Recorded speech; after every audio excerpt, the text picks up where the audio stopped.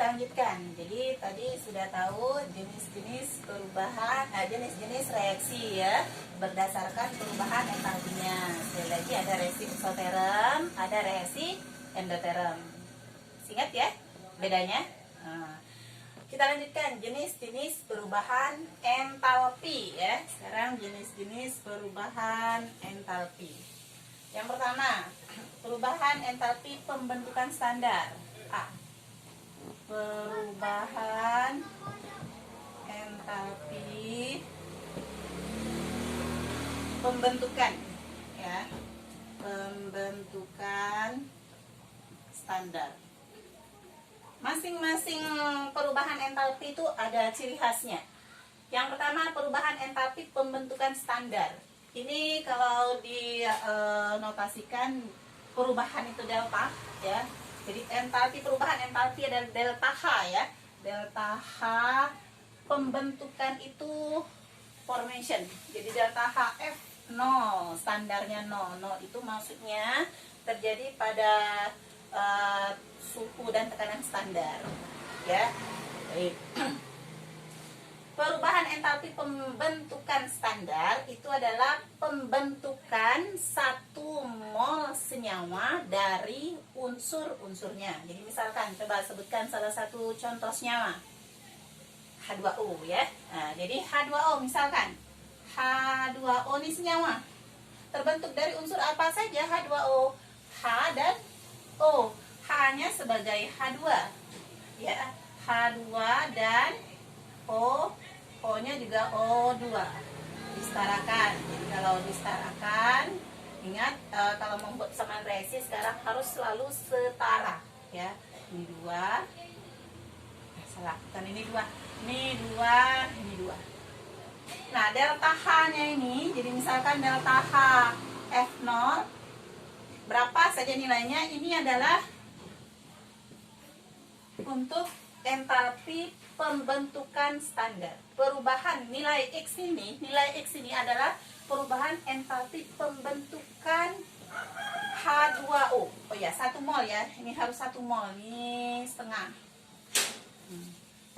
Ulangi, entalpi pembentukan standar itu adalah entalpi pembentukan 1 mol senyawa dari unsur-unsurnya.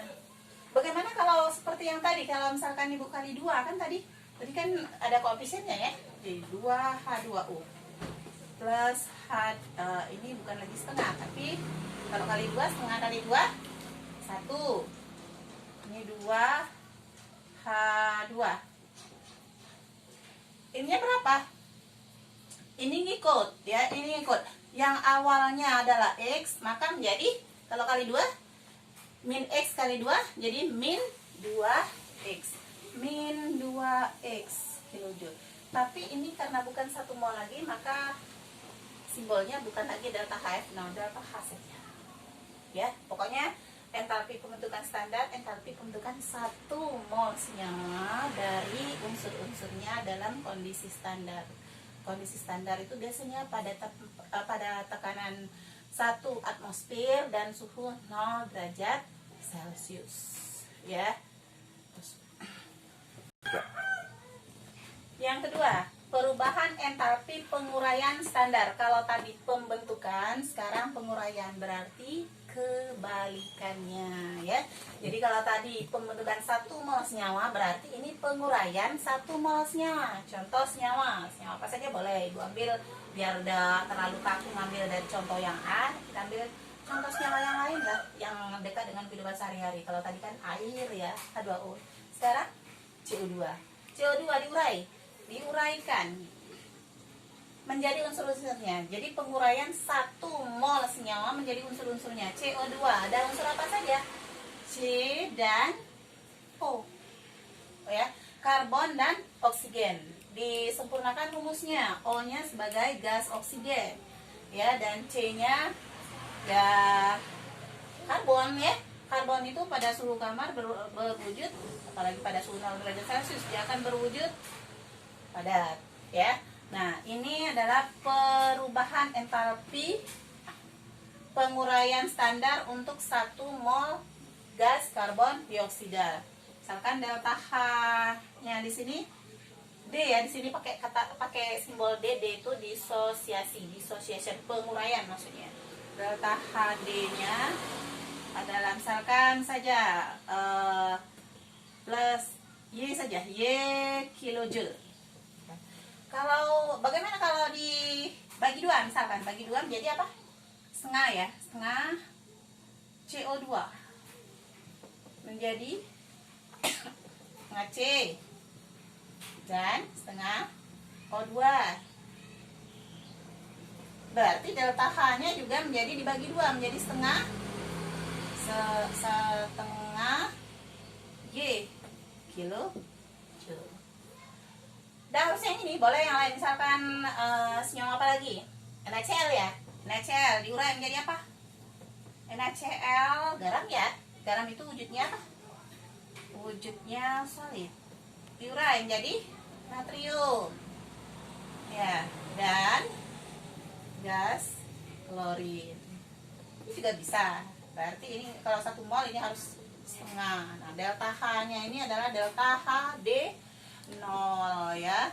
Karena penguraian dari 1 mol senyawa menjadi unsurnya. Lanjut, jenis yang ketiga, perubahan entalpi pembakaran standar. Jadi sekarang entalpi pembakaran. Ya, pembakaran itu masing-masing ada ciri khas ya. Jadi kalau pembakaran selalu ada apa tadi? Di awal-awal pelajaran tadi selalu ada O2 ya. Jadi contoh ini reaksi pembakaran apa nih? Masih ingat C2H6 apa namanya? C2H6 pada materi hidrokarbon yang sudah kita pelajari di awal-awal semester. Etana ya. Jadi reaksi pembakaran gas etana. Nah, pokoknya apapun ya, apapun yang bereaksi dengan oksigen dia akan dikategorikan entalpinya adalah entalpi pembakaran standar. Kalau senyawa hidrokarbon dibakar hasilnya selalu makanan sempurna enggak? CO2 dan H2O. Nah, delta H-nya adalah delta HC0. C-nya adalah combustion. Jadi C combustion, pembakaran, C0. Misalkan saja kalau pembakaran kan selalu panas ya. Ada tidak pembakaran yang dingin gitu? Ada ya, nadi Ibrahim ya. Nadi Ibrahim kalau dibakar malahan dia jadi dingin ya, tidak merasakan panas apapun. Tapi ini yang umum maksudnya, yang umum delta HC-nya itu selalu bernilai negatif ya. Nah, oh iya, tidak usah pakai X terus. Tadi kan sudah ada X, Y, sekarang Z misalkan min Z kilojoule. Yang lain dah harus senyawa hidrokarbon. Walaupun pada umumnya pembakaran itu yang menjadi bahan bakar itu adalah senyawa hidrokarbon. Tidak selalu itu ya. Bisa saja misalkan zat lain. Misalkan kan tidak selalu minyak kan yang dibakar. Misalkan kertas dibakar. Ya, apa yang terbakar ya. Yang lain juga bisa. Ini untuk memudahkan saja karena berkaitan dengan materi yang sebelumnya. Jenis perubahan entalpi selanjutnya yaitu perubahan entalpi penetralan standar. Jadi kalau penetralan berarti ada sesuatu yang dinetralkan. Kalau dalam kimia itu biasanya reaksi penetralan itu reaksi antara asam dan basa. Jadi misalkan asamnya HCl ya, larutan HCl ditambah dengan basanya NaOH, kan ciri khas asam. Nanti kamu akan mempelajarinya di semester 2 sebenarnya ya. Ciri khas asam ada H, ciri khas basa ada OH. Jadi penetralan tuh ada asam, ada basa ya. Nah, ini akan menjadi Na, garam ya, menghasilkan garam dan air. Nah, reaksinya ini ada jika dia melepaskan energi, pasti ya setiap reaksi itu pasti akan mengalami perubahan entalpi ya. Hanya saja ada yang sedikit yang tidak terasa ya, ada yang besar yang terasa. Jadi kalau ini entalpi penetralan standar dari reaksi HCl dan NaOH ada ya, dia akan menghasilkan delta HN netralisasi. misalkan apa maunya tandanya A ya, A kilujul. Jadi ini contoh reaksi penetralan standar. Baik, Bu rangkum lagi saja dulu. Jadi jenis-jenis perubahan entalpi ada berapa minimal yang sudah dipelajari? Ada 4. Yang pertama perubahan entalpi pembentukan standar. Jadi entalpi pembentukan berarti dari